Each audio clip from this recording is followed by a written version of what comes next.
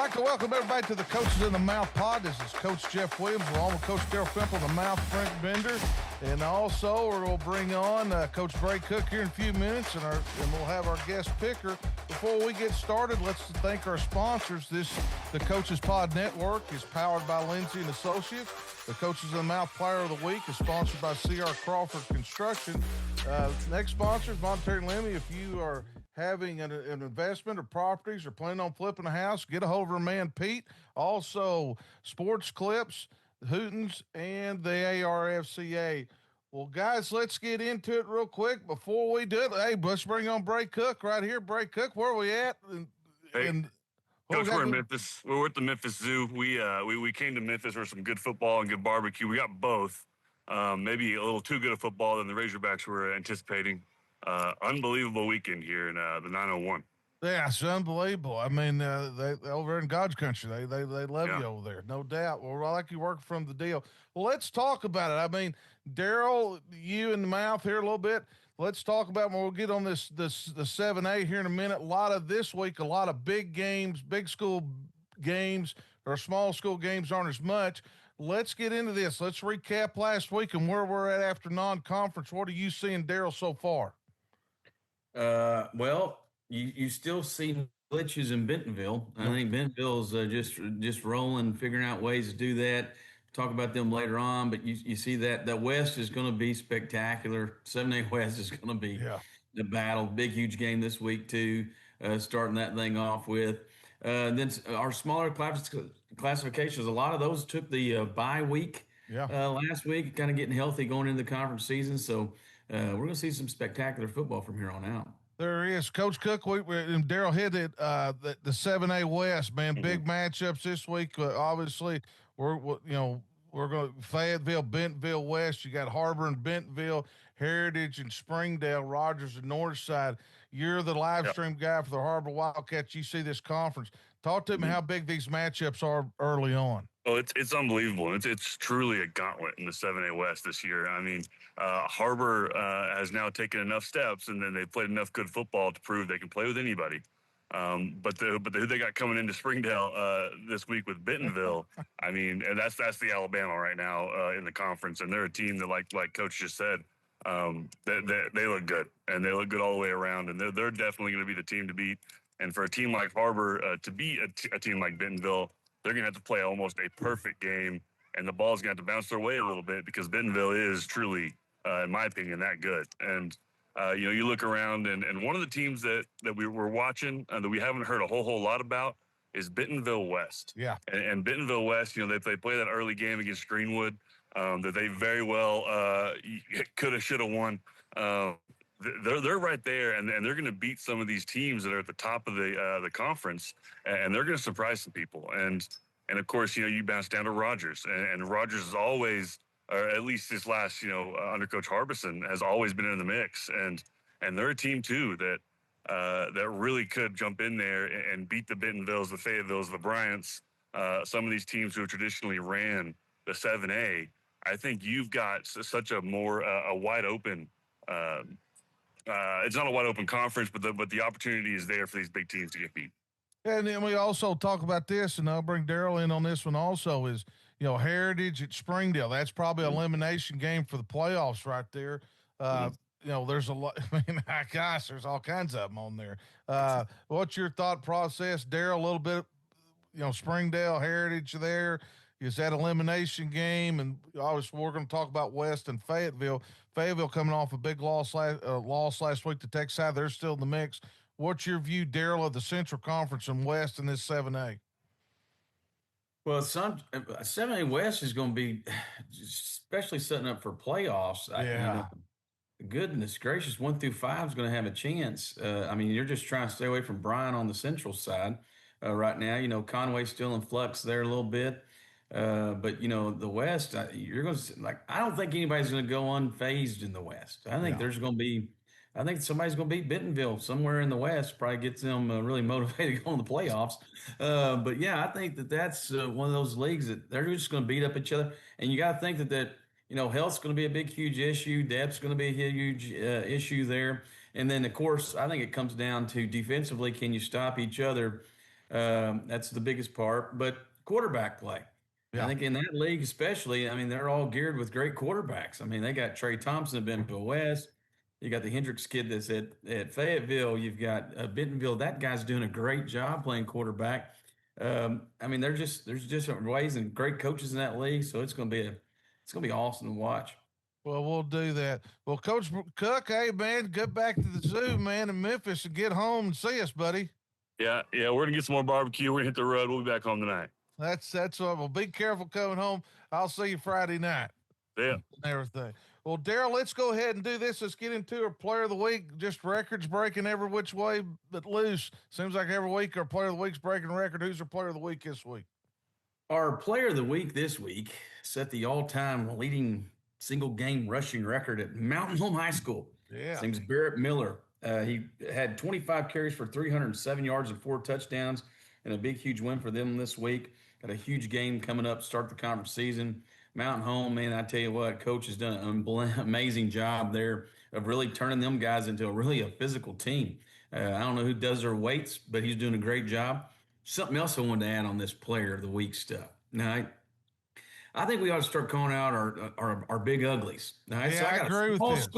small school offensive lineman. This is probably the only time these 5 guys are going to have their names called all year long. So we're going to make 5 moms extremely happy.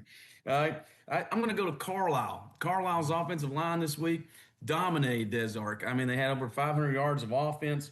Luke Kavnis is their left tackle. Zayden Hale, Gabe Wilson, Dawson Harrison, Bryson Craig. That's my offensive line of the week. Small school, baby. The Bisons were moving bodies. We were moving bodies. That's what we were doing. Big school offensive line goes to Bentonville this week. Yeah. Dominant against Lee Summit. You know, they're playing William Newman at tackle. He's also their nose guards going to Air Force. Paxton Shadat, Miles Mealy, Jediah Rasco is their center, and Giovanni Estrada is their left tackle. And they were dominant up front. They kept those guys protected. Even got into the screen game a little bit. So our big bodies started moving around a little bit and hitting other people. So our offensive line, big school, was Bentonville. And, of course, our player of the week was Barrett Miller at Mountain Home. All right. Well, that's the tradition. We're gonna start putting those O-line guys out there. They deserve it, buddy. And at least we got 10 moms. 10 moms are extremely excited. Well, they are, and these guys just ain't running the ball on their own, man. Throwing it around. These guys up we gotta front have some every people to week. protect us. All right, let's get into it, man. Wasn't a lot of movement, a lot of games here. Small school top 6. Once again, kind of a little switch here. We're going to drop out. Smackover's going to drop out because I think Carlisle had a huge win this week, 45-22 over Des Arc. They're going to move in at number 6. We found a quarterback. Baylor Hawk had 121 yards rushing, 2 touchdowns. He was 22 of 29 for 284 yards and a touchdown in the Des Arc game. We have found our niche. Like I said, we were moving bodies. Number 5, Fordyce Redbugs. Know all about them. All right, the Cadillacs ready to make a conference run here with Michael Gamble and Jamartez Stroud. Those guys are athletic, play both sides of the football. Fordyce is ready to make a run. Number 4. All right, Gosnell. Oh, yeah. Gosnell. Yeah. Gosnell is the real deal if you haven't figured it out yet. Jamar Allen, the quarterback, the running back, Mason Woods. Defensively, they're really talented. They'll get after the football, too. They're coming in at our number 4 spot. Number 3, Dardanelle. Vagan Chatton connections, phenomenal playing, unbelievable football right now on both sides of the ball. And they're playing those guys both ways, too. By the way, I mean, Vega can have 500 yards of offense and 8 tackles. It's amazing what he's doing there. Number 2 is going to be Salem. Yeah. Greyhounds come back in at number 2. They do what they do. They get the Brink truck loaded and ready to go. Be like that. The Brinkster is on another collision course for about 2,000 yards rushing this year. Number 1's going to stay Arkadelphia. McCoy and the gang finding ways to score some points. But defensively right now, Arkadelphia on a whole nother level. They're playing really, really well over there, chasing the football around. Also, Charleston. Yes, sir. Big win. Carter Little had a big, huge win last week. Had 368 yards and 5 touchdowns against Havner, Oklahoma in a 56-14 win.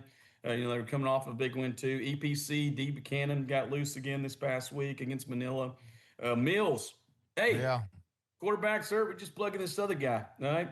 His name's Kirsten Burnett. He was 17 to 25 for 295 yards and 4 touchdowns. Yeah, I watched them. I tell you where Mills is really good, though, on the defensive side of Yes, football. sir. They are causing some havoc on the defensive side, led by Allen Hall. He's a phenomenal player. Yeah, I mean, they move him all over the place. He starts out linebacker. He might be defensive end when it's pass rush time. Another team is sneaking around trying to get back in. Coach Keithley and the Bismarck. Yep. Bismarck's coming. Elkins ran the ball real well this week too. Southside Batesville. That's our people over there at Batesville. Village. Owen Laughlin, phenomenal job. Coach Simpson's got them guys ready to run. Here's a new name for you: Cross County, Uh-oh. home of the Superintendent of the Year, Nathan. I saw that. I saw that. Yeah. On and off the field over That's there. what Yeah. I'm talking about. So they're ones to look out for in our small school. All right, big school, top 6. Fimp's top 6 in the big school. Big school, we've had some movement too. Yes. In that one too. We're going to drop Robinson down to number 6. Oh. Even though I love Deuce Williams, their offense and defensive line's phenomenal. They're going to move into 6. 5, Greenwood, huge game this week. Yes. All right. This could be a determining factor here. They're still leaning on Archer. They got to figure out something defensively to slow some people down. I don't know if you can, defer all the time because you got to have the ball. Greenwood, they just get one stop. You're in trouble. Fayetteville, huge game for them this week. Hendricks, the quarterbacks, makes everybody go and everybody better around them defensively. They're really good on defense. Yes. We're going to see how good they are this week, though, because this is a whole different weapon coming at them that way. Rogers is going to be number 3. We all know about the quarterback situation, but I'm telling you, defensively, Rogers is very, very solid on the defensive side of the football, too. Number two is going to be Bentonville. Oh, okay. We're going to make the jump. We're going to make the jump. And then I looked at Coach Sanders' overall record. Not time to make the jump yet. Bentonville beat Lee Summit last week. Slepecki, their quarterback, listen to this. In the third quarter alone, he was 10 of 10 for 184 yards in the quarter. Phenomenal play. Their defense came up with 4 interceptions, a block punt was how they scored in that game. So Bentonville's just finding ways to score. Bryant's going to remain number 1. They got a big game with Central coming up. But like I said, that is a load to take on. That's why Bryant's going to remain our 1 spot. Others receiving votes, Bentonville West, huge game for them. Trey Thompson, the quarterback. They can actually make themselves known in this game, and that can shake up the West real quick and real fast. 6A, look for Shiloh Christian, huge game for them. They could be making a little noise on this one right here because I really like Shiloh. Shiloh's quarterback play has been outstanding with Cole Creighton. They're really coming on, and their defense is playing lights out. Benton made a huge jump this past week, too. And then you got our 5As. You got Morrilton. Morrilton's got a huge game this week, too. And then they got so many weapons on offense. It's crazy, and they've learned how to tackle. They're starting to tackle people. Coach man, let's get back to it. Yeah, he's getting back. He's getting them. Yeah, he's getting them back to tackling. Lakeside's one to look out for, and then probably our favorite right now that's running right there on the edge, Searcy Lions. Yes, sir. Searcy Lions. Jacob Miles is 46 to 67, 758 yards, 6 touchdowns, not turning it over. Their defense is really, really good, led by the Hickman kid, the linebacker. They're really, really good. Well, I got no problems in your list right here. I think your special small school list is great. But that big school, man, that 1 and 2, that could flip back and forth every week just on performances. Well, let's go ahead and do this. Let's bring on our Lindsey and Associated guest picker, Michael Carter, former coach at Conway Christian and Little Rock Episcopal and everywhere else in America, future Hall of Famer. Michael, welcome to the show, buddy. Hey, glad to be here. Looking forward to it. Yeah, back great games to talk about. Yeah, back again this year, man. I'm just gonna throw it out there. It wasn't for Randy Coleman, the guest pickers, Coach Elmore and Coach Scooter Retcher weren't very good. So You tell me I got some pressure on me. We got a little pressure on. We're going on a clean slate. Everybody's done with non-conference. Right now, we're going into conference play second part of the season, so everybody's 0-0. We're hoping that you can, overcome Coach Elmore and his deficiencies in his picks. So we'll work on that also. Well, let's get right into it, man. Fairview, Daryl at Lakeside. The Fighting Vaughns been up and down a little bit. Non-conference. Lakeside 1 blemish, which is against Robinson, who we think is one of the top teams in 5A. Oh, yes. This is going to be fun. Fairview, comes in here with a 1-2 record. Where they've really struggled is on the defensive side of the ball. They've given up 82 points in those 3 games. Brody Dew, their quarterback. Dayton Browning, they kind of lean on this guy. He's got 25 carries for 258 yards. It's almost averaging 10 yards a whack. He's got 4 TDs too, but they're having trouble getting it on the outside to their big guys. The Thompson kid hasn't been able to touch it this way, but this is conference season. You throw all them numbers out. Oh man, it's still Fighting Vaughns, for God's sakes. They do travel to Lakeside. Lakeside's 2-1. They've scored 114 points on the year, gave up 67, but gave up most of that 67 in the Robinson game. They got kind of snake bit on special teams, did some crazy out of character stuff there. Of course, Robinson took advantage of it. Wally Walcott, 40 out of 73 for 755 yards, 8 touchdowns. He's the quarterback. Him and Morgan kind of make that offensive go. Defensively, they're really good on defense. They had some trouble with Robinson's speed on the skill spots. So they're going to have to get after the quarterback like they did in the first couple games. Lakeside is at home, so I'm going to take Lakeside at home. Going with Lakeside, Coach Rockwell. Mouth, your thoughts on this and the Fighting Vaughns? Big game here going into Lakeside. Big playoff implications. Thank you, Jeffy, for picking this game. I just wanted to tell you, because you know how I feel about the Fighting Vaughns. You know how I feel. Lakeside, you're coming off a loss last time out against Robinson. Great game. The mouth is going to go with Lakeside. Mouth's going with Lakeside. Not first time ever not picking the Fighting Vaughns. Michael, the Fairview, Lakeside, this is probably the toughest league in 5A, and these guys are all fighting for playoff spots. Talk to us about this one. Yeah. Like has been mentioned, Fairview's coming in at 1-2, and then Lakeside at 2-1. Both teams are capable of winning the conference, and then they're playing week 1, so someone's going to get off to a good start. But I do like what's going on in Lakeside. I like what he has built over there, and they just continue, in my opinion, just keep getting better and better each year. And I'm going with Lakeside for the win. Going with Lakeside with the win. I'm going to go with Lakeside also. I think they've been more consistent, but the Fighting Vaughns really get going here in playoff time, and the longer the season goes, week 10, they've always played Parkview real tough because as they get better each week.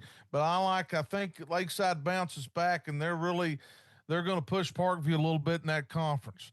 All right, speaking of Parkview, staying in the same league, man. Daryl, we got Hot Springs, Daryl Burnett. Got a great quarterback, moved in from Malvern. They look like they can make a little run, make a playoff run also. There's only 4 spots in this league, and they got to go against Parkview. Let's just talk about Parkview a little bit. They have been bounced the last 2 weeks, against Bryan, who's your number 1 team in big school, and your top 6. But then they go to Benton last week, and Mr. Davis at Benton carved them up. So where's Parkview at? Are they normal or what we got going on here? Your thoughts, Daryl, on this one? I think the biggest struggle is they've struggled with the quarterback spot. Yeah. The Bunning kid got pulled, and they had to put him back in. And then defensively, they have not did a good job of getting after the quarterback. He's been able to stay back there. And, of course, it is, who they're playing, too. I mean, they're not going to be slouches. Some slouches here. I mean, but, Coach Bowden, he's going to circle the wagons on this. The scary thing is, though, defensively, they've given up big chunk plays. Not just drives. It's just been big chunk plays. Penalties have kind of struck them a little bit here, too. And they haven't been able to consistently run the ball. They can't get on big drives. And so they're kind of leaning on their passing game. Like I said, their quarterback plays have not been real good. Hot Springs, on the other hand, Cedric Allen, he's been phenomenal. Yeah. He's 54 of 88 for 825 yards and 14 touchdowns. They're averaging about 43 points a game on the season. They're only giving up 21 points. Gabe Jamie's their big wide receiver. He's got 20 catches for 311 yards and 5 touchdowns. Jaden Meadows is a linebacker. He's got 29 tackles already on the year.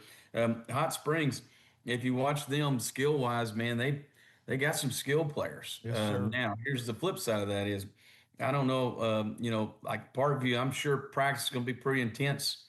And, of course, who they've been blocking is going to be a little bit different than who they're blocking against against Hot Springs. I think Coach Bowden does a great job this week. He gets this win at home. I'm going to take Parkview in this one, but it's going to be close. Yeah. This is not going to be a 28, at the halftime taking off our pads. I think Parkview is more normal than ever now. Of course, their confidence has got to be a little shook in here, but I'm sure Coach Bolden's going to give them plenty of pleasure talk this week to get them motivated to win this one. So I'm taking Parkview at home. Parkview at home. All right, Mouth at Hot Springs, Parkview, Big Bob and the Parkview Patriots coming off back-to-back losses. Hadn't said that in a long time. Talk to us about this one. Oh, it's cool. Hot Springs matches up with Parkview a lot better than people believe. Yes. Athlete for athlete for athlete. But I just want to warn the players at Parkview. Coach Bolding's going to come in there this week loaded for bear, so you better be ready for a hard week of practice. I'm just going to tell you, and I believe he gets the attention of the Patriots. And it's time for the Patriots to step up and be like Patriots. Parkview in a close one. Parkview in a close one. Michael, you actually seen a couple of, you've seen Parkview a little bit live. Where are we at? And Hot Springs, Daryl looks like he's got to bounce back here, and he's fighting for a playoff spot. Right. Yeah. No. What both of those guys said is exactly right. Hot Springs is very talented, and Parkview is as well. The teams they played, number one team in the state, Benton, right up there with them. Yeah. So the competition that they played against and competed against is unmatched around for their classification. And they took it on the chin, but I do believe it's going to help them in the long run. And I think Parkview, like has been said, I think Coach Bolding is going to come this week. He's going to have those guys ready for Bear. And I think on Friday night that it's going to be a close game, but I do think they'll pull away and win. So I'm taking Parkview. Like Parkview. I'm going to go with Parkview also, but I'm with Daryl and everybody on. We've talked about this is a lot closer than what it is. And Parkview's going to get pushed this year in this conference. Yeah. But I'm going to go with Parkview. I think Coach Bowden gets them back on track. Let's just put it out there. The competition they played the last 2 weeks, some of the tops in the state. All right, headed up to North Arkansas. I have not picked this one. This one I've looked at all year long, and I think this is a big determinant in the 6A West. We got Fort Smith Southside's coming 3-0. Really, played North Side, Central, and Southwest. I wouldn't call that just a big, tough non-conference schedule. Then you got Mountain Home, and they played Harrison, notable in Arkansas. Daryl, break this one down. This is a long trip, and the old boys at Southside aren't used to getting off the interstate and driving up them windy roads. Talk to us a little bit about this one. Well, don't take the short way. The short way is really bad. Hit them out. Go ahead, take the long way in the extra 15 minutes and just by in there. Yeah, I mean, you make turns on a bus or you see the tail lights. This is interesting because Southside 3-0, yeah. Mountain Home 3-0. This is probably the first time that these guys have been 3-0 in a while, especially competing against each other. Like you said, Southside beat Southwest last week 35-20. Blake Forsgren had 275 yards, hit Wilson Key for a 27-yard touchdown pass and a 63-yard touchdown. Well, actually, it was a big, huge reception by Key that got him down there to let it punch in. Peyton Zimmerman's their big wide receiver, too, along with Key. They can figure out how to run the ball. They're really good offensively on the offensive line. Yeah. Coach Dirt, he's got a good bunch. Of course, I think he's got the best Razorback, by the way, off the subject here. The right guard is the best offensive lineman we got, and that came from Sturt, so he doesn't screw that up. Here's the other thing about Southside. They're average about 32 points a game. They're only giving up 11. Now, you can say it's who they played, but, those kids don't know that. They just know that they're really good on defense. They're just kind of getting tricked here. Mountain Home's at home, coming off a 37-10 win. We know about Barrett Miller's game last week. Brantley Phillips, he's a quarterback that got hurt last year. He's come back. Kind of had a great year for him so far right here. They're not big up front, but, man, we'll talk about scrappy offensive line. Mountain Home will get after you that way. A lot of combo stuff. They're averaging about a little over 25 points a game. They're giving up about 12. So this is going to be a battle. This is at Mountain Home. This is Southside's chance to really make some noise, though. It's been a while. Mountain Home's been on the cusp, the last couple of years, getting to the state semifinals. Mountain Home at home is going to be the key, the travel. All right. but I'm going to take Southside. Oh, going with Southside. I'm taking Southside. Yeah, give them a shot. I got to pick somebody in the daggum area up there. God's country. God bless. It's the only team I got up there left. Yeah. All right, Mouth, you're going to make the trip up to Mountain Home this week, give out Player of the Week, but also Southside's going up there on Friday. Long bus trip, big match up here, big seeding for playoffs. Big game. Hats off to Coach Dameron, Coach Key, and Coach Stewart, and the whole staff at Southside. They're just getting it done right now. And if there's one staff that can get a team ready to play, get them over the long bus ride, break it down for them to where, boys, all we got to do is play 48 hard minutes and just play hard. It'll be a heck of a game. But the Mouth is going with the Fighting Damerons and the Southside Mavericks. Going with the Southside Mavericks. Mouth is.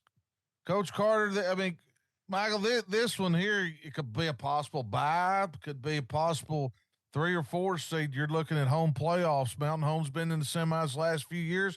Southside looks like they're gearing up to make a run. Right. Yeah. Like I said, it's been a minute since Southside's been 3-0. They're feeling good about themselves, and they should. They played well. I don't know if their competition has been as equal as what Mountain Home has played, but I guess that's why they're going to play Friday night to figure that one out as well.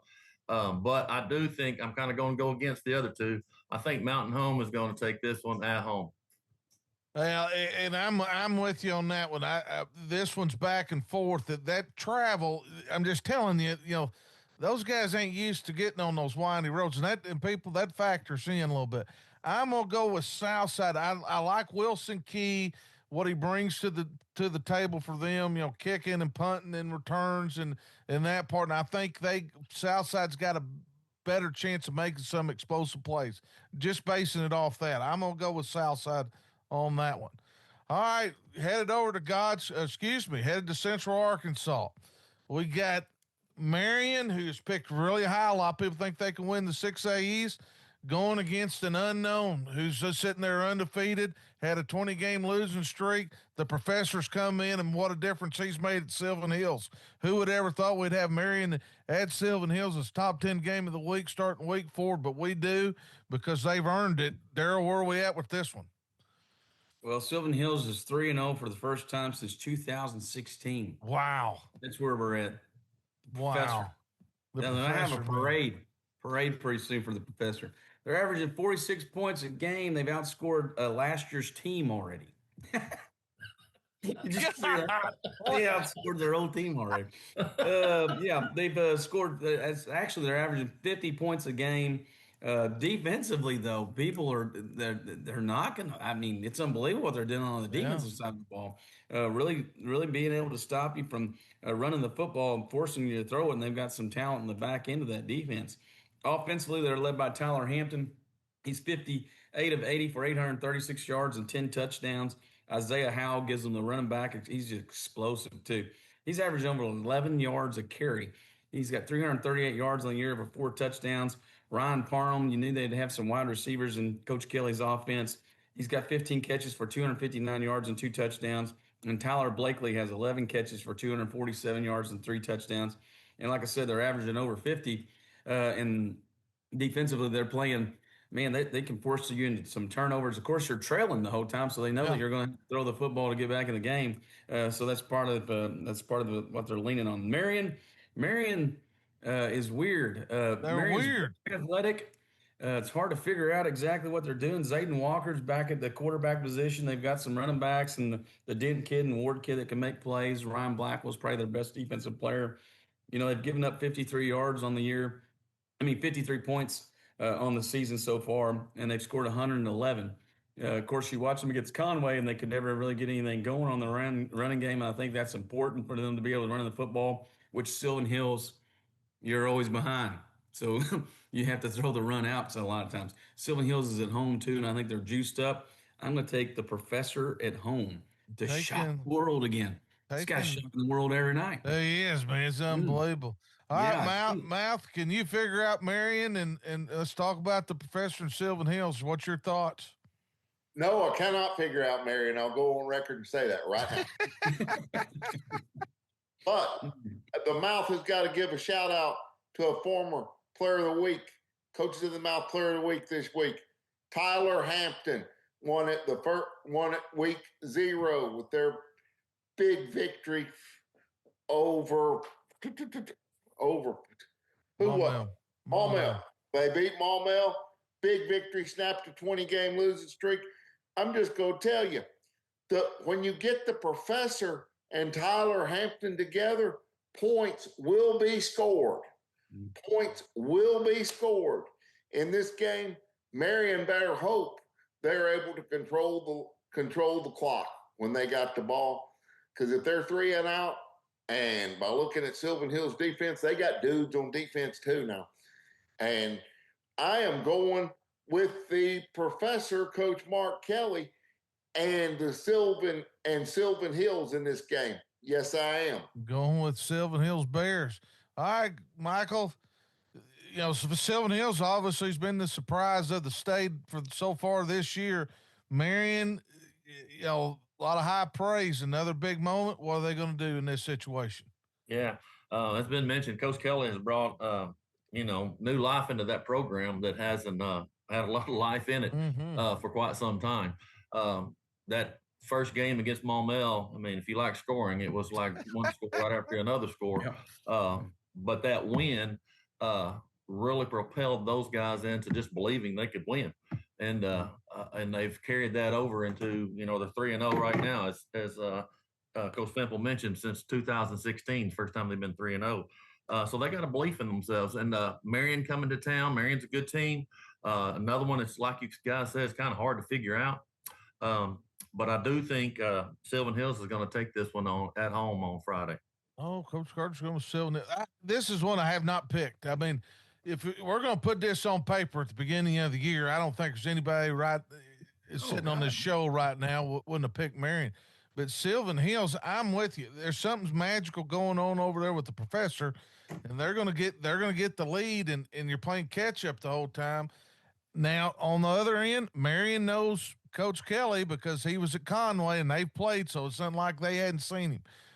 I'm going to go out on a limb here, and I'm going to go with Sylvan Hills also. I think there's just something special going on over there. All right, headed over to God's country, another 6A East game here. Benton coming off a massive, impressive performance over Parkview, headed over to Jonesboro. Coach George, they've lost some close ones, played, Robinson 2 weeks ago really well, got beat by 1 point. Looks like Jonesboro could be making the turn here and back into business. Daryl, break this one down. Well, Benton's coming off a big win, 31-14 over Parkview. In the first half of that game, Drew Davis was 13-19 for 193 yards and 4 touchdowns. They had an 18-play drive for 55 yards that milked 10 and a half minutes off the clock in the third quarter. They ended up kicking a field goal there. Probably the biggest stat from the Parkview game was Benton on defense. Defensively, they only gave up 190 yards of total offense. In the first half, they only gave up 73 yards. So defensively, they played phenomenal. They ran the football. The Carter kid had 4 catches for 90 yards. C.J. Sellers had a 69-yard touchdown run against Parkview. So once again, they showed some unbelievable balance, and Drew Davis ended up with 248 yards in the game passing. Jonesboro, let me tell you about Jonesboro. Offensively, Jonesboro is about as good as you can get. They got some good-looking kids. Yes, they're led by T.J. Brown, their running back. He's got 60 carries for 333 yards and 6 touchdowns. Asa Myers, a heck of a quarterback. He's 47-87 for 822 yards and 7 touchdowns.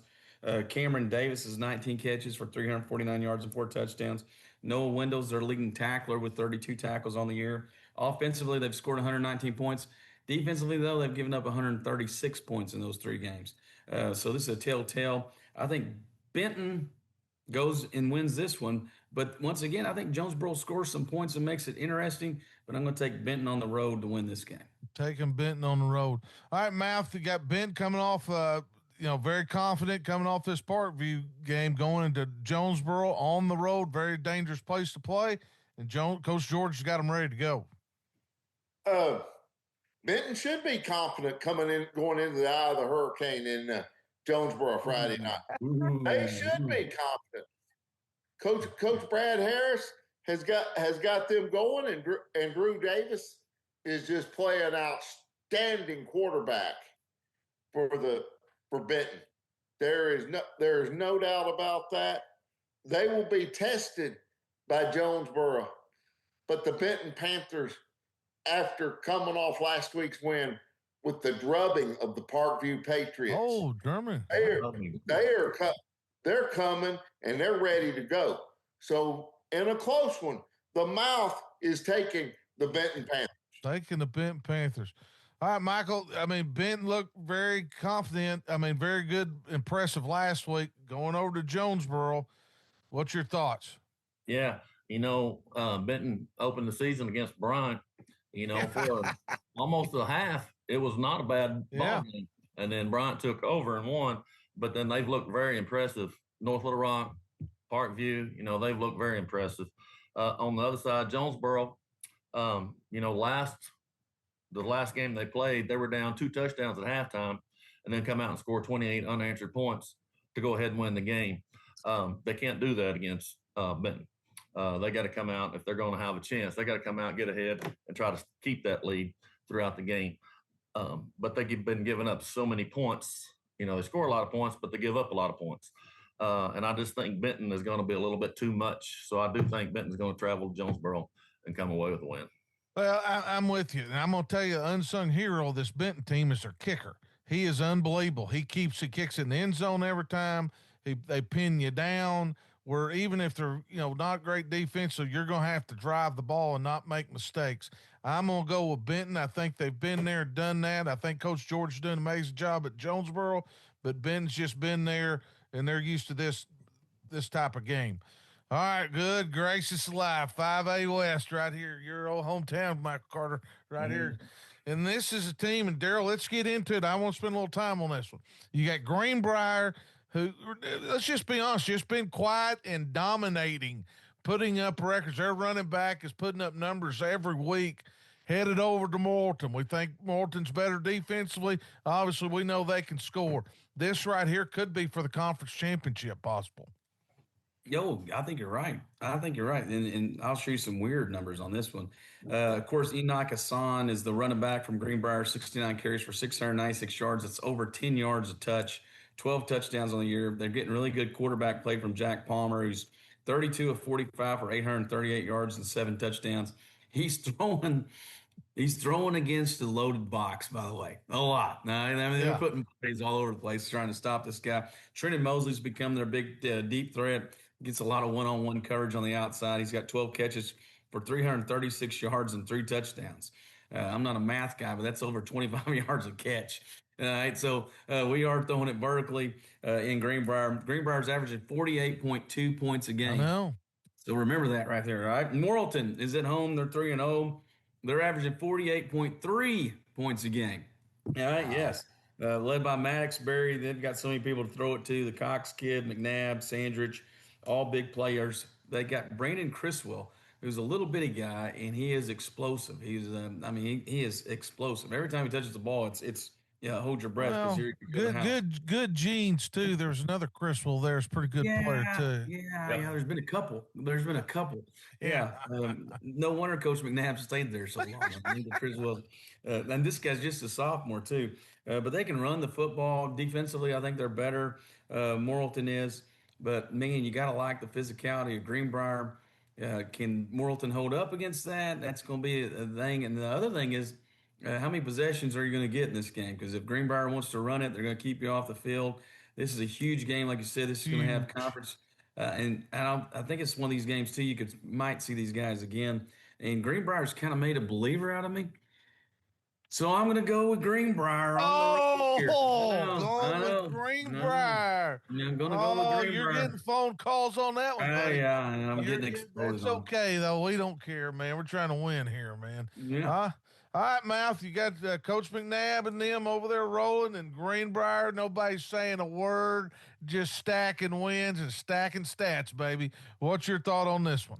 This is the game that the Mouth will be at Friday night. Live. I'm glad y'all told me it's at Morton because the General Mike Lee told me it's at Greenbrier. Well, I don't know if they know where Coach McNabb told me it was at Greenbrier. Well, unless the paper and everybody else is wrong, I'm gonna go with where we're at. I don't know where the buses are gonna go, but the Mouth will be there, and just let me tell you, this score might be 55-52. Oh yeah. They might need new bulbs in the scoreboard wherever they're playing, because it is at Morrilton. Yeah. Oh, it's at Morton. It is at Morrilton. I'm right, buddy. I didn't screw that up this week. Yeah, you're right. All right. So let me break this down for you, what the Mouth is looking forward to seeing. On Morton's side, we got Maddox Berry, the quarterback that stirs the drink and makes it all happen. And he's a University of Central Arkansas commit right now as we speak. He's doing fantastic. Morton Devil Dogs will have Champ McNabb making his first appearance this year, coming off a shoulder injury. We got Brandon Criswell, who can just flat fly. And imagine that. Morton's got another Criswell coming through the school, right? And then we get to Greenbrier, and Enoch Asan. Just let me tell you, he's just having a fantastic season. I don't know if anybody can tackle him, to be perfectly frank. And this game's going to come down to which team does not make one critical mistake, who does not turn the ball over, and this will be a great game. They will probably see each other again in the playoffs if I were a betting man. But I'm going with Morton in a close one. Going with Morton. All right, Michael, your hometown Greenbrier right there, buddy. Going to Morton. You keep up with them. Greenbrier, man, they look unstoppable. Then Morton, we all know who they are. Your thoughts? Right, yeah. Greenbrier sitting there 3-0 with wins over Warren and Russellville, Van Buren. Look very impressive, and they're huge. Yes.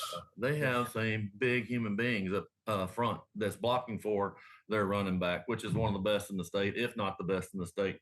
And then you're sitting over there with Marlton, probably arguably one of the best quarterbacks in the state. So it's going to be a great game. I think it's going to come down to which defense can make the critical stop and then turnovers. Who can win that battle? I think it's going to be the winner. But in the end, I do think Greenbrier's size and being able to run the ball, maybe keeping it away from Marlton, will come out the winner. So I'm taking Greenbrier. Taking Greenbrier. I have not picked this one yet. Great points by everybody, and I think Michael hit it. Who's going to win the money downs? They're going to go for it on fourth down. Who's going to win that down? Can Greenbrier control the tempo? That's the question. Man, back and forth. I'm going to go with Morton. I got them highly picked early on in the year, and I'm going to stick with it. But I'm telling you, this Greenbrier bunch has, if they can get their defense straightened up where it needs to be, they got a chance to make a long run. But I'm going to go with Morton. I'm going to go with the Mouth of Morton on this one. All right. Staying in Central Arkansas. This is a 7A Central matchup I think could possibly be for the third or fourth seed here. Could bump it all the way down to 5. You got Cabot and Coach Reed, who have just been decimated by injuries so far this year, has loaded up. They have played Fayetteville. They went and played Ruston, Louisiana. They played another high caliber, or Bentonville West. They have been tested. Little Rock Christians had El Dorado and some others.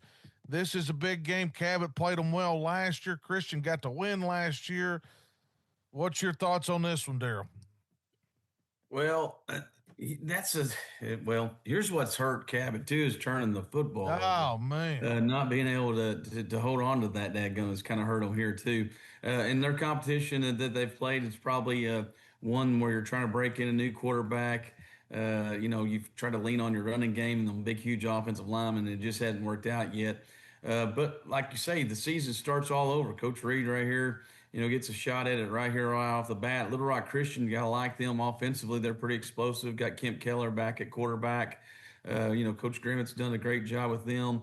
I think they're pretty good on defense too.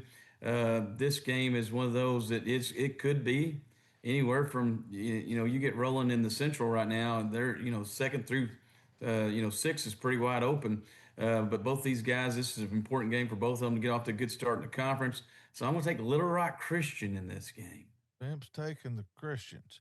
All right, Mouth, you're close to that Cabot program. They've had some struggles here, but Coach Reed's always been known to get that thing turned around at the right time.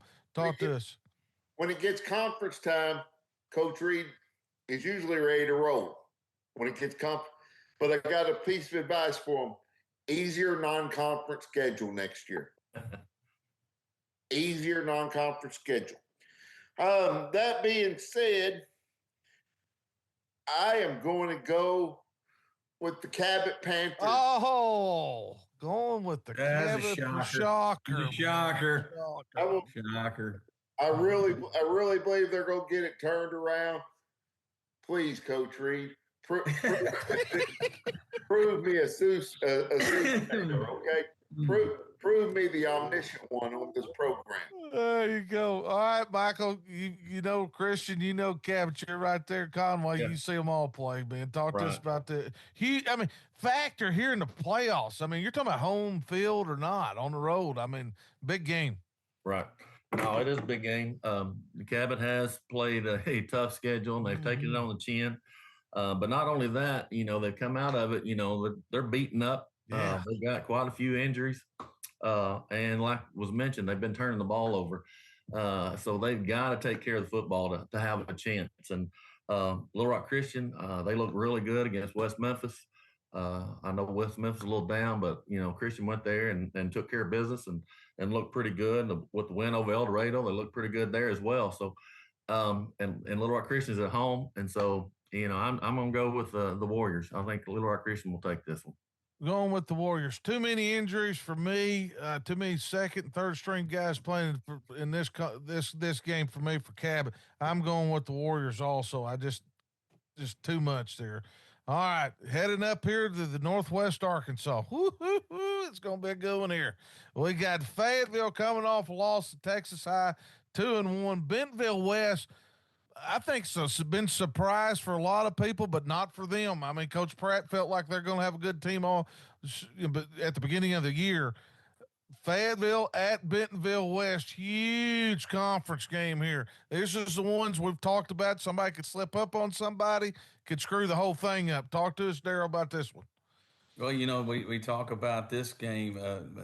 Fayetteville's come off a loss to Texas High, 42-29.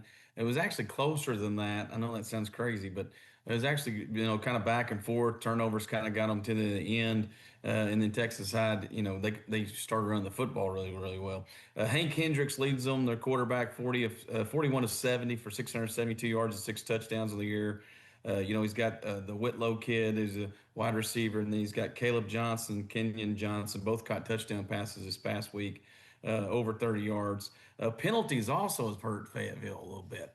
They've got a couple of holding calls there that hadn't went their way. They are scoring about 100. Well, they've scored 113 points in 3 games. So they're a little bit over 30 points a game. Defensively, they're still only giving up about 83 out of 3. So that's about 20 points a game. So they're rolling that way. Bentonville West, though, it's kind of, I think they play with a little chip on their shoulder. I don't think there's any question about that. There is no doubt about it. Always being the little brother to Bentonville here. I'm sure Coach Pratt's playing that up. They're averaging 41 points a game, led by Trey Thompson. Their quarterback's 48 out of 72 for 786 yards and 10 touchdowns. Ryan Adjam is their big play wide receiver. He's got 14 catches for 312 yards and 6 touchdowns. Ashton Jones had a big 93-yard pick six last game against Muskogee. Their defense is only giving up 56 points. Yeah. Sneaky good on defense. Sneaky good on defense. They're just one horrible call away from being 3-0. And everybody going, whoa, where did this bunch come from?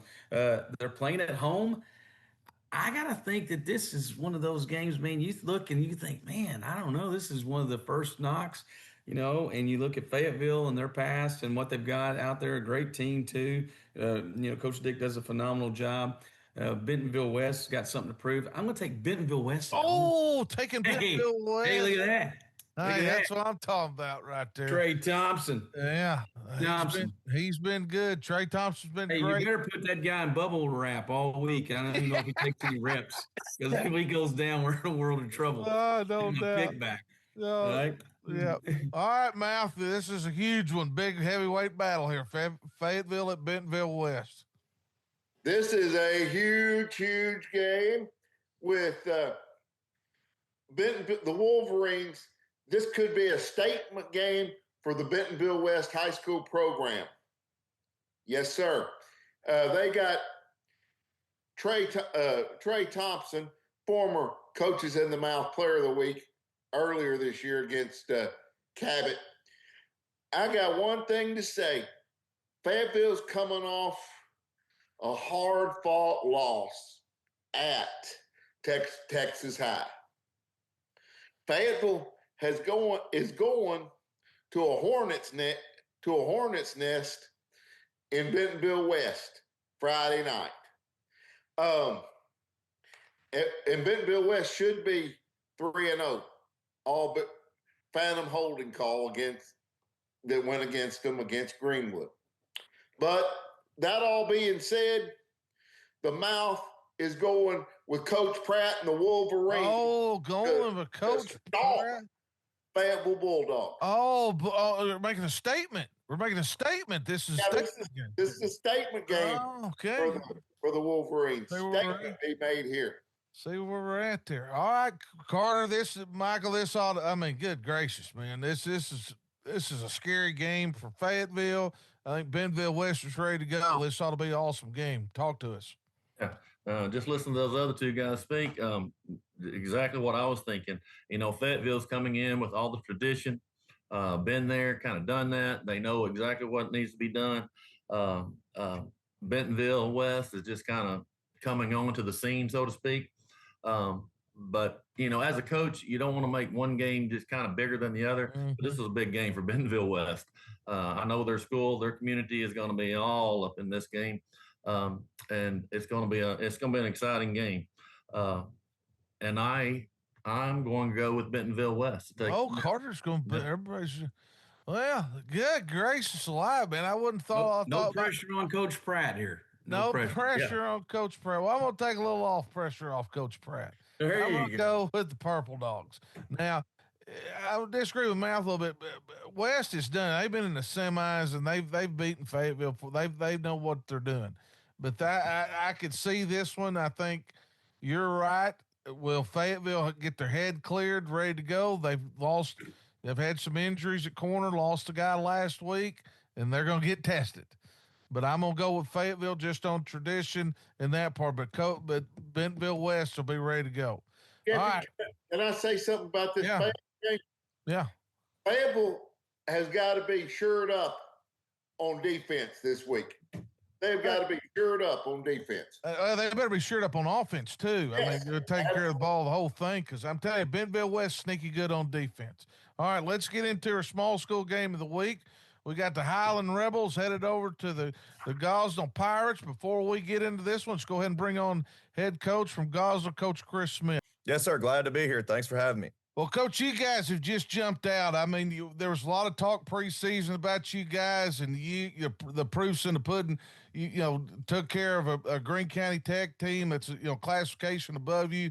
Two well-respected teams over there and programs in Osceola and Rivercrest.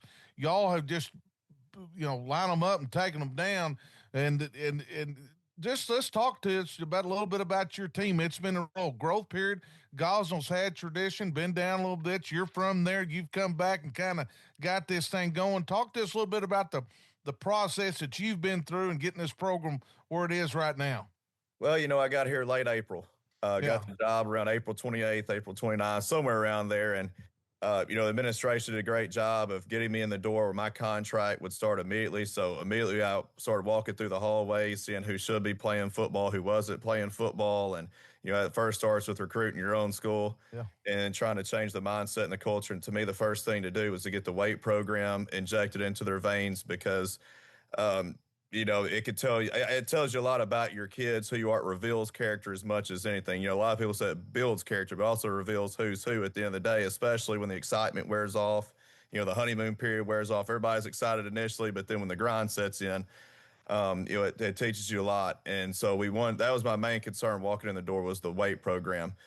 And with that, I think we've built it. Our weight program's designed to complement our offense, our defense, how fast we play, the tempo. So I wanted to try to, thicken up their tendons and ligaments for the hitting they're about to take, because while we are a spread tempo offense, we're a very physical downhill running team. And the way we practice, if you're not used to it and your body's not calloused over, you may not survive it. So we knew that was our first priority, and I'm willing to sacrifice practice time just to get the weight time in. And I've learned that through the years. Experience is the best teacher. You get the test first and the lesson later. So we've learned that as, I've been fortunate to take over some really good programs, and I know it always starts there and it ends there. Well, no doubt. Like I said, you've gone in there and, got your weight program going, which, that's the key to success. That's funny part about football. We spend 3 months playing, and the rest of the time we're trying to get better, and that's where you spend most of your time. Talk to us a little bit about your offense. You had to come in from Bryant. It's really helped out, but you've got key pieces that have been developed right there in Gosnell. Talk to us a little bit about your football team, and when we put you on tape, what are we seeing? Well, the unique thing walking in the door here, too, I kind of forgot to mention, I played with about 16 or 17 of these players back. And that makes it a lot easier and different to coach these guys. I can always call their dads and say, hey, I'm seeing this is what and that community feel is different. Being in Memphis, your players kind of came from everywhere. Nobody really knows anybody. People choose the schools based on what school they think is best for them. In the big city ball, how it is, but here it's a community feel. And, being from here has obviously helped generate some of that excitement throughout the summer and through our program. But I think what people see when they turn on the tape with our offense, yes, we're high tempo, we're fast, we're disciplined, but we're very wide splits with our receivers. I believe, running A-gap pipe, even though we're a spread offense, we like to get those running backs shoulder square downhill. We like to tell them, run through the smoke before you see the smoke clear. Everybody wants to run through it while it's clear, but sometimes, that's too late if you wait. And so that's one of the misconceptions that people would tell you that have played against me through years. We're going to run that A-gap pipe, and we're going to hit it hard, and our guys are going to inside footwork, and they're going to get after it downhill. Horizontal run game really don't do a lot. We believe our screens are our horizontal run game, and we take the numbers out there when it's out there, and we throw deep vertically.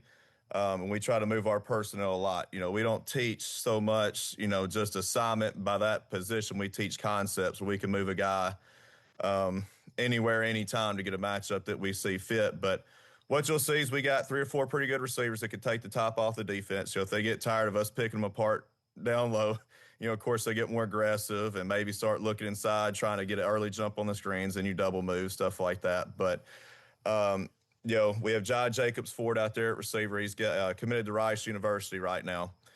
Amari Young's been a pleasant surprise for us on the edge. He could take the top off the defense. Very good safety as well. I've been impressed with him. And then Isaiah Donnerson, also another receiver. He's shown me he can do a lot. Big physical blocking receiver, but can go up and get it as well. And then we have 2 good tackles out there. One's Thomas Reddick. He's just a junior. He's about 6'4", 330, and moves really well.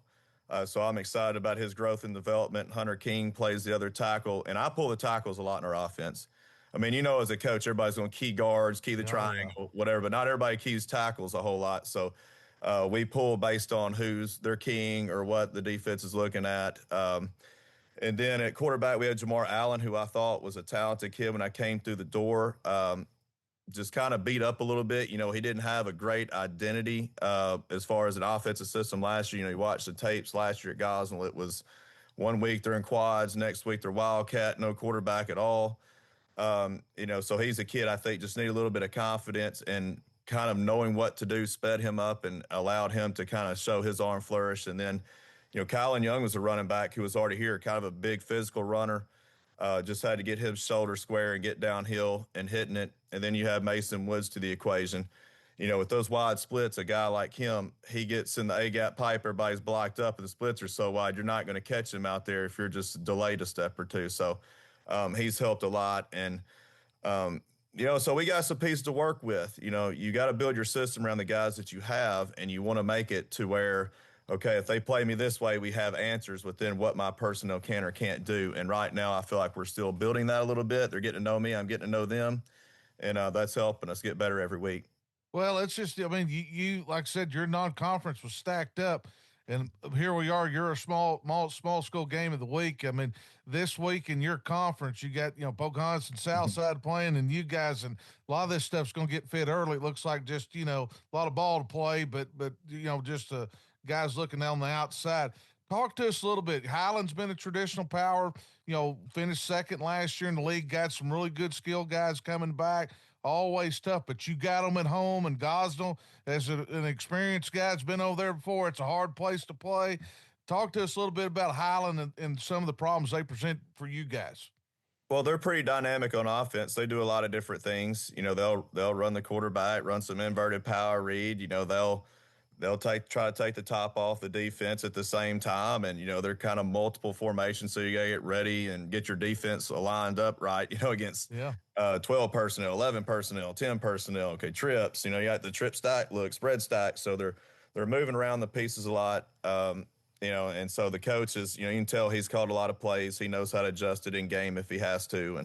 And defensively, mostly odd front looks, but sending it from a little bit of everywhere, trying to keep offense off their toes a little bit. You got to keep your offensive linemen's eyes up. You got to walk them through the rules and make sure the run plays that you have rules that can adjust and beat what they do. So, it's always interesting for how we scout, because you never know how a team's going to play you. Yeah.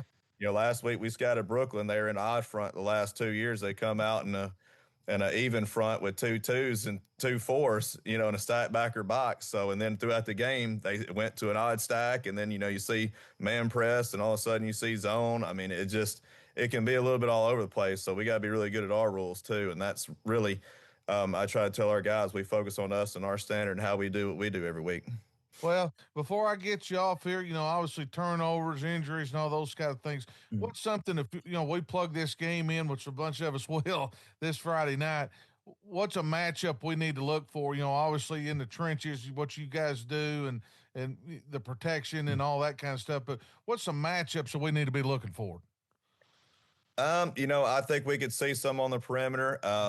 I may move some receivers around a little bit. A guy that's playing outside may play inside. I may move him back to outside during the game just to see who I can get a matchup on in certain leverage, or how I call it the hard deck. Wherever I can find that matchup, we take the top off. But I like the tackle. The tackles, we try to match them up on certain people, and I move linemen around every once in a while to try to get. A lot of people talk about matchups on the perimeter, but I try to find them in the box too. Oh yeah. Who can I put my best on somebody else that I think is a favorable matchup? Because everybody you scout, no matter what level you play at, there's always going to be a 10th or 11th worst player on somebody's team. And we're all trying to hide who that guy is. And so on the offensive side of the ball, we're trying to find out who that is and who we need to attack and win. So, I think the tackles and receivers and, we got to get our guys back full strength too. We kind of went into last Friday. I thought we were a little bit slower. We played, this was new for me, and the officials do a great job over here in Arkansas with the spread tempo teams because they're used to it. But we played 119 snaps in the first half at Osceola. And I've never played that many in one half. I'm looking at the iPad during halftime, just kind of reviewing, what Osceola's doing. And I mean, 119 snaps, half is a lot. That's a load. So I felt like, we played that many snaps. It was hard for us to kind of bounce back from the next week. And, I'm going to lift them on Monday, Thursday, and do my routine. But a part of me was like, well, maybe I should have adjusted a little bit. So I thought we'd recover a little better than we did. But, so I'm hoping this week we recover and bounce back and get back to full strength and full health and have that twitch back in their step. Well, it's a big game, Coach. I'll let you get back to work, and I appreciate you taking time with us today. But big game, and good luck to you. We'll have you on again down the road. You keep winning, we'll keep having you on, man. Yes, sir. That's the plan. It's always fun to learn while winning than it is learn while losing. I guarantee it's a lot more fun. Everybody enjoys it a little bit more. Oh, well, yeah, Coach, I appreciate it, man. Thanks for coming on, buddy. Yes, sir. Thank you. Well, you guys, you can see Coach Smith, very confident. They've come on the scene. Obviously, Daryl, you've recognized them. You got them at number 4 in your top 6, playing a Highland team. We got Pocahontas and Batesville Southside playing this week. Could be 1 through 4. Could be determined this week a little bit early on in this conference play. Talk to us about this one, Daryl. Well, here's the thing about Gosnell. Gosnell is explosive. They're almost averaging 60 points a game offensively. They do it different ways. Jamar Allen, kind of a big play a thrower when he does throw it. Mason Woods, their bell cow back there. He had 31 carries for 284 yards and 4 touchdowns against Osceola. Amari Young in that game had 2 big catches against Osceola. They just destroyed those guys. Highland, is led by Austin Christie, their quarterback. He was 48 out of 69 for 686 yards and 8 touchdowns. Their big-time wide receivers, Nate the Governor Huckabee. He had 15 catches for 259 yards and a touchdown. Defensively, they're only giving up about 20 points a game. But I think Gosnell at home, and I think they are rolling. Yeah. Like I said, they've moved into our little top 6.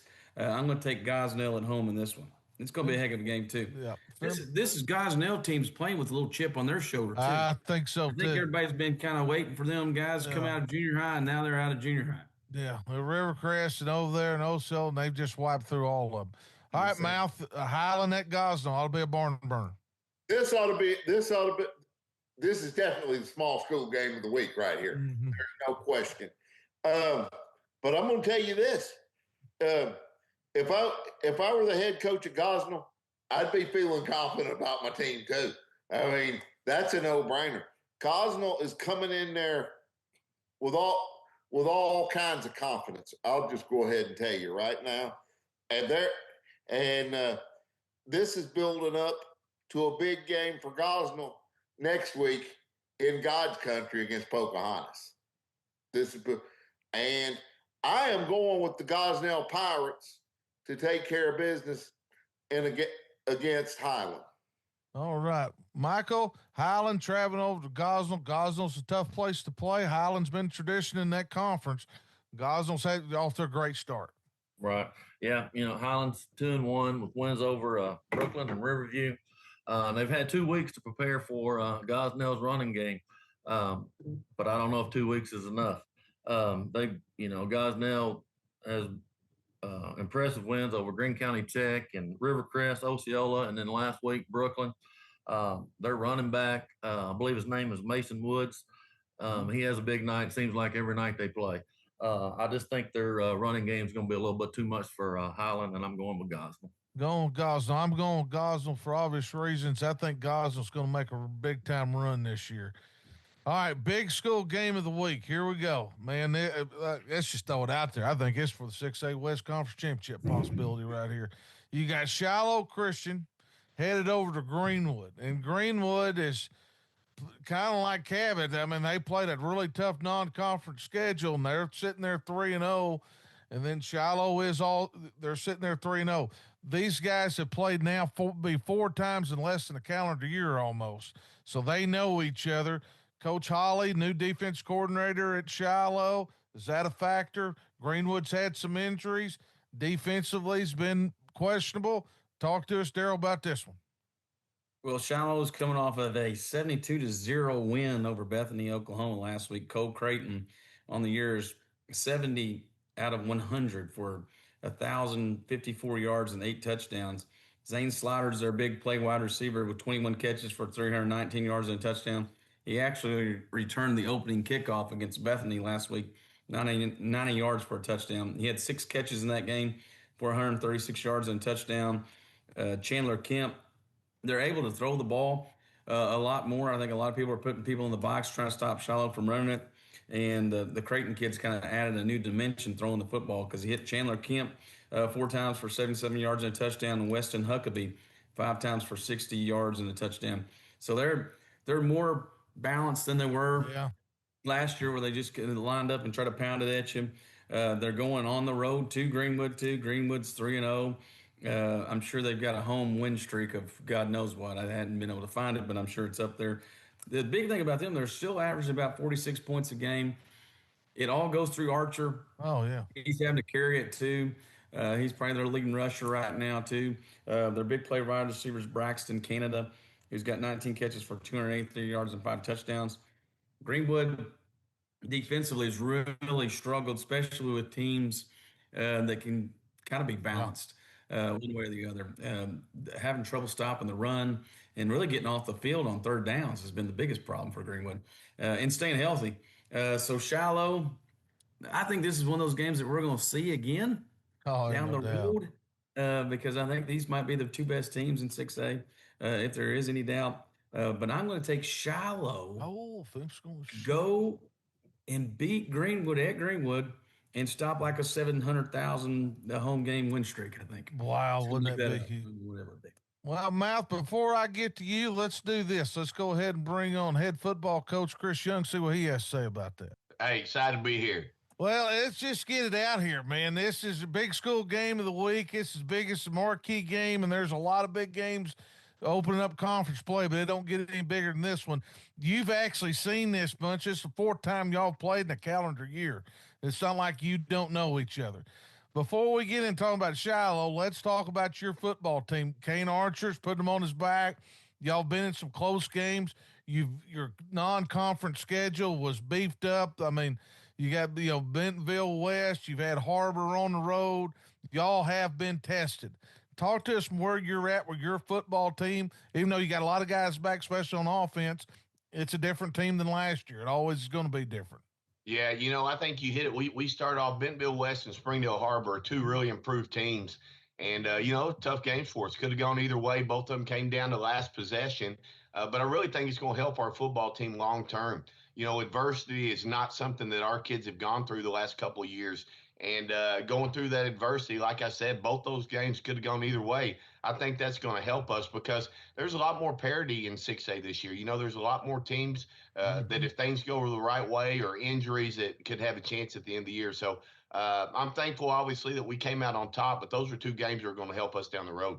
Well, let's talk about Kane a little bit. I mean, not just him. The guy's unbelievable. Whatever he needs to do, I think I had an opposing coach y'all played said, about him, if he needs one more point, he's going to find a way to get one more point.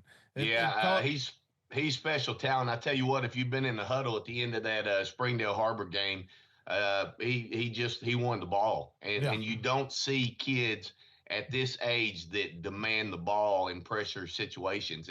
And there was no doubt. I think if I'd called it somebody else, he's going to take it anyhow. But I'm just telling you, it's awesome to see because in any part, people don't want pressure and they don't want responsibility and they don't want to be the guy to mess something up. And there was no doubt that guy wanted the football and, came through with a big play.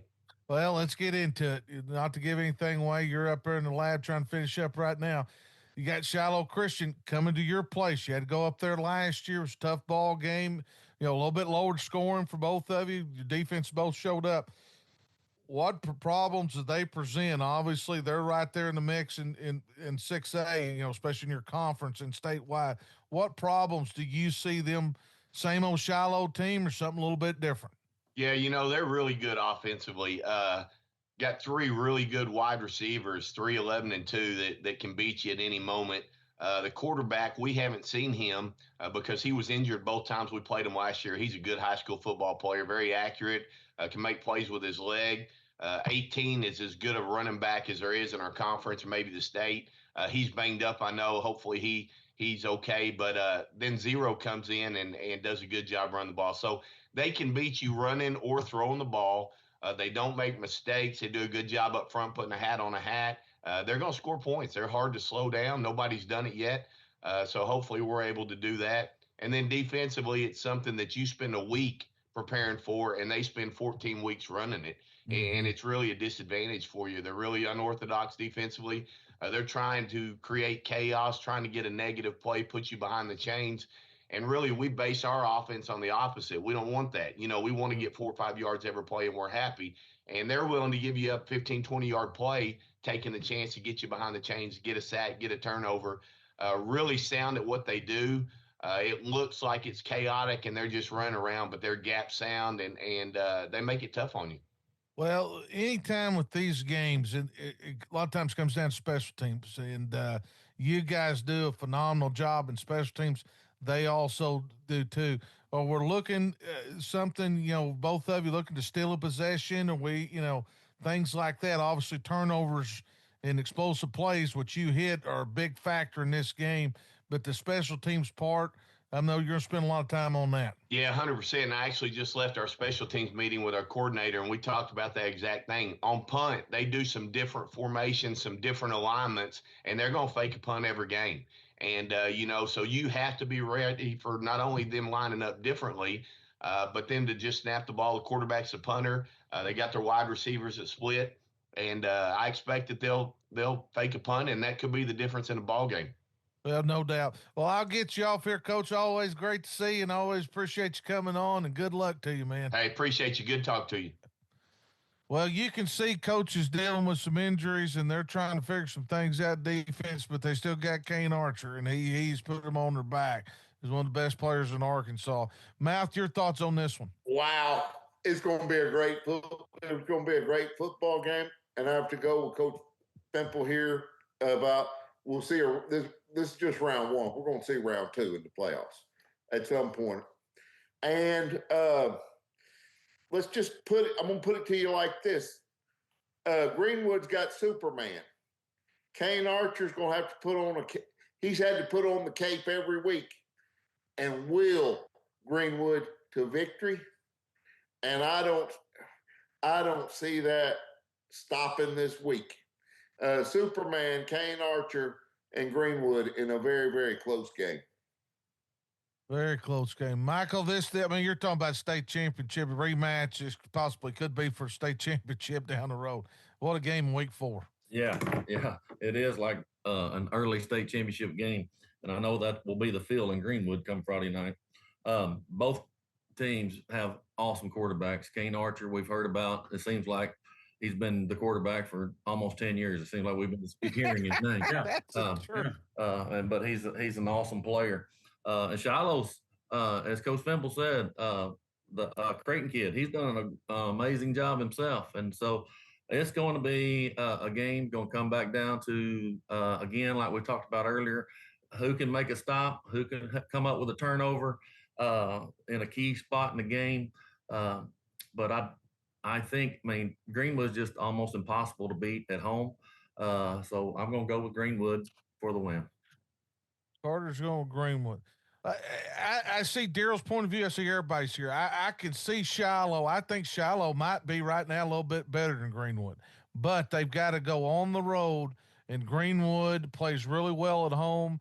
I think they'll be playing at their highest level. Sometimes, I'll be honest with you, I think they've gotten a little bored. That happens sometimes, and but they won't be bored this week, and they'll be totally focused. And also, this was not a high-scoring game last year. I believe it was in the 20s, high 20s. So, I think Kane Archer puts him on his back one more time and figures out how to get it done. I'm going to go with Greenwood.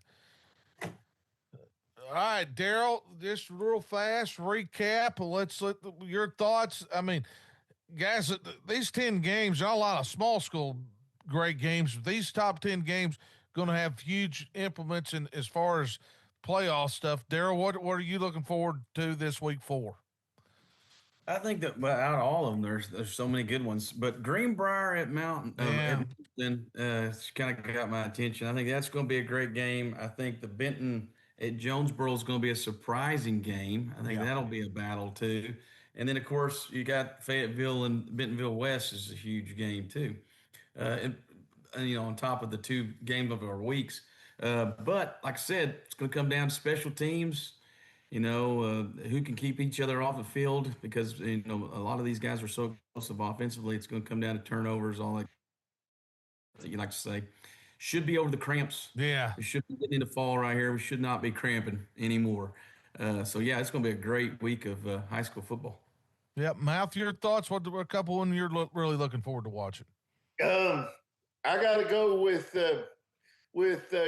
Daryl, with Coach Fimple here. I'm looking real forward to Greenbrier Moulton. Also, with a quick shout out, I'm looking forward to Fayetteville Bentonville West. I don't know if we've ever seen the opening week of conference play. Have we ever seen so many games that could affect playoff seedings in the first week of conference play? No, it's been a while, but all of them are. I mean, they're all big, no doubt. Michael, what are you looking forward to? Oh yeah, the games mentioned, Greenbrier Morton. I think it's going to be an incredible game. Well, they all are. Hot Springs and Parkview is real interesting to me. I think it's going to be an exciting game, and you know, it's the first conference game, but you know, you want to be 1-0. You want to be in control of your own destiny. You want to be sitting out there, you know, hoping that someone else gets beat so you can jump ahead or get in a tie with someone. So it's going to be a big night for all of these kids, our teams this week. But Hot Springs, the Greenbrier game, Sylvan Hills and Marion's in track too. Yeah. You know, Sylvan Hills is, you know, they got a belief in themselves right now that Coach Kelly's put there. They hadn't been there in a long time, and for them to be 4-0, well, a possibility to be going 4-0 is huge, and I know he'll have them ready this week. So there's some exciting games. Well, I'm with you. They're all great. Shiloh, Greenwood. That's such an implication there. This Southside Mountain home, and you're talking about the same conference right there. You could be 1 through 4. Yeah. You know, Lake Hamden's got a lot to say. So, the Fayetteville Bentonville West game. Where's Fayetteville? Are we there yet? Bentonville West looks like they're ready to go. So, and I'm with you. How does Parkview bounce back? It's been 2 losses. When's the last time they've had 2 back-to-back losses? I can't remember it. So, a lot of big games. A lot of people got to get, you know, bumps and bruises this time of year have a lot of effects. So, got to get healthy and get ready to go. Well, before we get off here, let's thank our sponsors one more time. The Coaches Pod Network is powered by Lindsey and Associates. Our Coaches of the Mouth Player of the Week is sponsored by C.R. Crawford Construction. Also, Monetary Lending, Sports Clips, Hootens, and the ARFCA. Well, guys, hey, appreciate you being on here, Michael. Always good. We'll get you on here every year. We'll be checking your work and going from there. And, well, for Coach Jeff Williams, Coach Daryl Fimple, the Mouth Brent Bender,